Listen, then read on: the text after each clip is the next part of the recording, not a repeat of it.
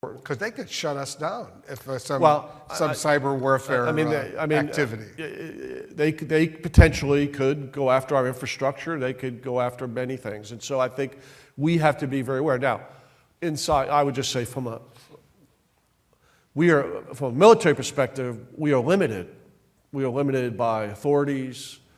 So part of this is a debate that we have to have here in this country and internationally on how you deal with this, because there are limits because of freedoms and other laws that are in place. So that's an important discussion that has to constantly go on as this threat evolves on how we might be able to respond. That's part of this as well as we go to talk about the future. So because if potentially, if we're looking at a war in 10 years, an enemy, if the U.S. Army were going to go into battle, they could launch some cyber attack and prevent you from doing any kind of battle, if you will. Right, so we have to be able to, they could conduct a cyber attack which takes out all our electronic capability, or takes out our ability to communicate, or takes out radars or whatever.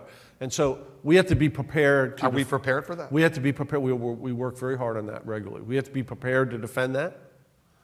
And then we have to figure out, in my mind, as we think about the future, I believe technology, we used to depend on a large technological advantage, that we would always have great technological advantage. I still think we can build technological advantage, but I believe the time that we have this advantage is going to be shortened because of the proliferation of technology is so much faster today.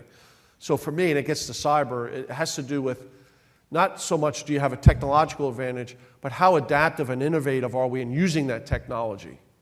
And for me, that's the important thing in the future, that we have to develop leaders and capability that allow us to be more adaptive and innovative in using technological advances as we develop new concepts for us to be successful. And that's what we're focusing on. And so I want to develop leaders who are comfortable in being adaptable and innovative and flexible and being able to react and being able to use technology in new ways that enables us to sustain a significant advantage over our adversaries.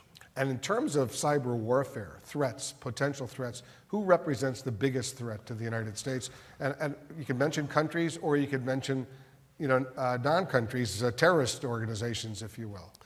Well, I would just say any one of our major adversaries, whether it be Russia, China, Iran, Korea, I would tell you that they're developing cyber capability. I will, how much and how good they are at it, I won't comment on that.